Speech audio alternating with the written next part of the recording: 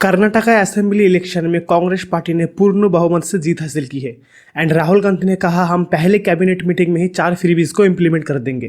Congress party आपसे 4 वायदे कर रही है और ये जो वायदे हैं ये पहली कैबिनेट मीटिंग में कानून बना दिए जाएंगे। पहला वायदा और शायद सबसे जरूरी वायदा जिसे हम गृह लक्ष्मी कहते हैं, 2000 रुपए हर महीने हर परिवार की महिला को।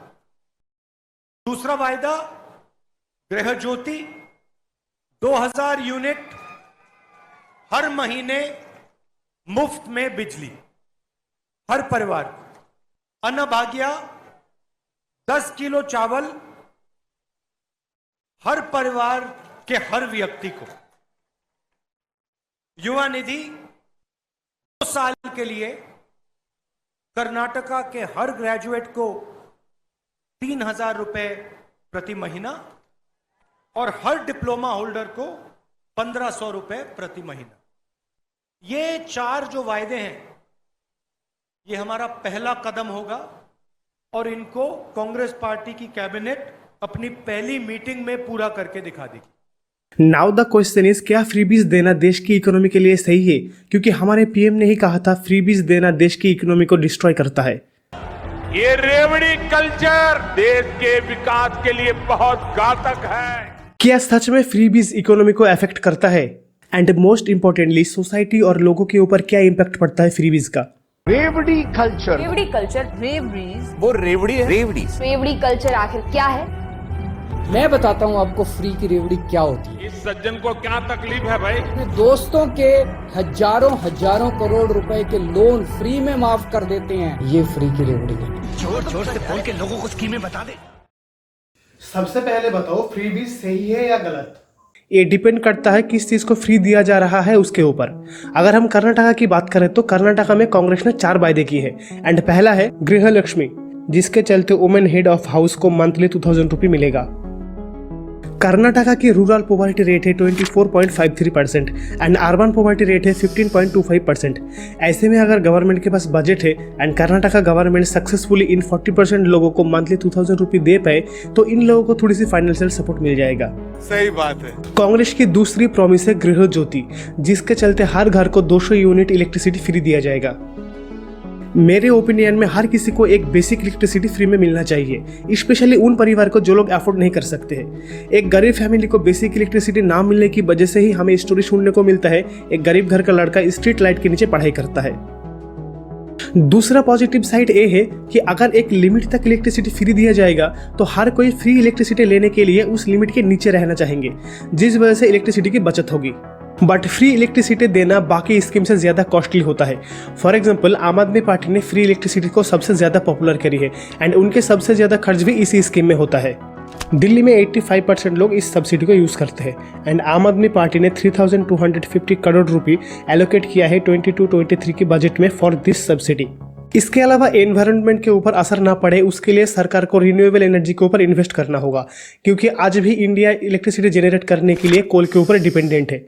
थैंकफुली पिछले कुछ सालों में इंडिया में सोलर एनर्जी के इंस्टॉलमेंट और बढ़ा है। कांग्रेस की थर्ड प्रॉमिस है अन्नभाग्य, जिसके चलते हर बीपीएल फैमिलीज को मंथली 10 kg राइस दिया जाएगा। अब इस चीज को लेकर कोई डिबेट नहीं होना चाहिए, क्योंकि एक बेसिक फूड हर किसी को मिलना चाहिए। हम में से कोई नहीं चाहेगा कि एक इंडियन भूखा मरे या खाली पेट सोए। बट एक चीज का ध्यान रखना होगा कि सही लोगों को ही ये बेनिफिट मिले, जिसके लिए बीपीएल लिस्ट को अपडेट करना चाहिए, क्योंकि मैंने बहुत बार नोटिस किया है कि जिन लोगों की फाइनेंशियल कंडीशन अच्छी है वो भी बीपीएल की बेनिफिट लेते हैं। कर्नाटका कांग्रेस की 4th प्रॉमिस है युवा निधि, जिसके चलते अनएम्प्लॉयड ग्रेजुएट्स को मंथली 3000 रुपये दिया जाएगा एंड अनएम्प्लॉयड डिप्लोमा होल्डर को मंथली 1500 रुपये दिया जाएगा। पर्टिकुलरली इस सब्सिडी को लेकर मेरा ओपिनियन 80-20 में डिवाइडेड है। 20% मेरा मानना है एक अनएम्प्लॉयड पर्सन को थोड़ी सी ही सही लेकिन फाइनेंशियल सपोर्ट तो मिलेगा, बट 80% मेरा मानना है एक ग्रेजुएट को जॉब ना देकर 3000 का भत्ता देना उसकी इंसल्ट है, उसकी एजुकेशन का इंसल्ट है। और ये मैं किसी एक स्टेट के लिए नहीं बोल रहा हूँ, पूरे इंडिया में लाखों स्टूडेंट मास्टर्स एंड ग्रेजुएट करके बैठे हैं। मेरे बहुत से दोस्त मास्टर करने के बाद सोच रहे हैं कि आगे क्या करो, क्योंकि गवर्नमेंट जॉब है नहीं, हमें और कुछ आता नहीं। इसीलिए किसी भी गवर्नमेंट को अनएम्प्लॉयड लोगों को सब्सिडी ना देकर एम्प्लॉयमेंट जनरेट करने की जरूरत है। ये तो हो गए कर्नाटका में कांग्रेस के वायदे के बाद। अब देखना होगा कांग्रेस इसको किस तरह से इम्प्लीमेंट करता है। अब बात करते हैं कुछ ऐसे स्टेट्स के बारे में जहां पर ऑलरेडी फ्रीबीज दिया जाता है, वहां का इम्पैक्ट क्या है, पॉजिटिव या नेगेटिव। सबसे पहले दिल्ली का एग्जांपल लेते हैं, जहां से फ्रीबीज इतने पॉपुलर हुआ है। दिल्ली में हर हाउस होल्ड को मंथली 20,000 लीटर पानी फ्री दिया जाता है। उससे ज्यादा पानी खर्च करने पर फुल कॉस्ट पे करना होगा। एज ए रिजल्ट लोगों ने अपने घरों में वाटर मीटर लगाना शुरू कर दिया ताकि वो 20,000 की लिमिट के नीचे रहे और फ्री वाटर का फायदा उठा पाए।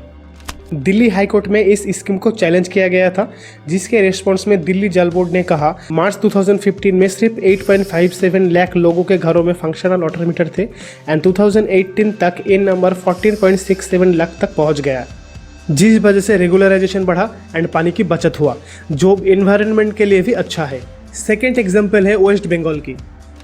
2012 में टीएमसी गवर्नमेंट ने कन्याश्री प्रकल्प नाम से एक स्कीम लॉन्च किया, जिसके तहत गरीब लड़कियों की एजुकेशन के लिए फाइनेंशियल सपोर्ट दिया जाता है।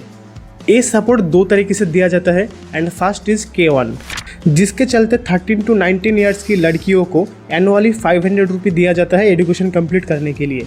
एंड सेकेंड इज K2, जिसके चलते 18 ईयर्स कंप्लीट होने के बाद एक लड़की को ऑन टाइम 25,000 रुपये दिया जाता है। इसमें कुछ कंडीशन भी है एंड फर्स्ट इज जो लड़की 18 ईयर्स तक एजुकेशन कंटिन्यू रखेगी उससे ही ये स्कीम के बेनिफिट मिलेगी। सेकेंड इज जिनके फैमिली इनकम एनुअली 1,20,000 से कम है वो ही एलिजिबल है अप्लाई करने के लिए। इस स्कीम का दो पॉजिटिव साइड देखने को मिला। नंबर 1, लड़कियों की ओवरऑल लिटरेसी रेट बढ़ा एंड सेकेंडली चाइल्ड मैरिज कम हुआ, क्योंकि जो लोग चाइल्ड मैरिज को सपोर्ट करते हैं वो भी अब पैसों की लालच में लड़कियों की 18 तक एजुकेशन कंटिन्यू रखता है। अब ऐसा नहीं है कि सिर्फ ऑपोजिशन वाले ही फ्रीबीज देते हैं, बीजेपी खुद भी फ्रीबीज प्रॉमिस करते हैं। हमने ये तय किया है हर कॉलेज जाने वाली मेधावी बेटी को फ्री में स्कूटी उपलब्ध करवाने का कार्य करेंगे। इसके अलावा यूपी में फ्री सिलेंडर प्रॉमिस करी थी, फाइनेंशियल हेल्प प्रॉमिस करी थी 1 लाख तक की, किसानों को फ्री बिजली प्रॉमिस करी गई थी। 5 साल तक सारा बिजली का बिल भरना नहीं पड़ेगा, फ्री ऑफ कॉस्ट बिजली देने वाला। तो क्या फ्रीबीज से इकोनॉमी के ऊपर कोई इम्पैक्ट नहीं पड़ता है? ये बस एक जुमला है। ये स्टेट टू स्टेट वेरी करता है। अगर किसी स्टेट की इकोनॉमिक कंडीशन अच्छी है, बाकी डिपार्टमेंट की मैनेजमेंट अच्छी है, तो अगर वो स्टेट फ्रीबीज देता है तो उससे उसकी इकोनॉमी को कोई फर्क नहीं पड़ेगा। फॉर एग्जांपल दिल्ली का फिस्कल डेफिसिट पूरे देश में सबसे कम है। ऐसे में अगर दिल्ली फ्रीबीज देता है तो कोई प्रॉब्लम नहीं है। लेकिन अगर वही मणिपुर, जिसकी फिस्कल डेफिसिट पूरे देश में सबसे ज़्यादा है, वो भी अगर दिल्ली की तरह फ्री में सामान देना शुरू कर दे तो वो मणिपुर की इकोनॉमी के लिए सही नहीं है। अगर गवर्नमेंट के पास इनफ बजट है तो फ्रीबीज देने में प्रॉब्लम क्या है, बट फ्रीबीज काम का होना चाहिए। ऐसे नहीं कि आप फ्री के नाम पे दारू मुर्गा दे दो या कलर टीवी दे दो, एक कोई एसेंशियल चीज़ नहीं है। एंड ऑल्सो स्कीम इम्प्लीमेंट करते ही काम खत्म नहीं होता है। गवर्नमेंट को टाइम टू टाइम मॉनिटरिंग करना होगा कि इस स्कीम का बेनिफिट सही लोगों को मिल रहा है कि नहीं, क्योंकि हमने बहुत बार इस तरह की स्कीम्स में फ्रॉड देखा है। ये बड़ी अच्छी बात कही आप। कुछ दिन पहले राहुल गांधी को पार्लियामेंट से सस्पेंड कर दिया गया है, बट क्या ये डिसीजन कॉन्स्टिट्यूशनली सही है, वो जानने के लिए इस वीडियो के ऊपर क्लिक करो। एंड अगर मोदी जी सच में 15 लाख रुपए सबको दे दे तो क्या होगा, वो जानने के लिए इस वीडियो के ऊपर क्लिक करो।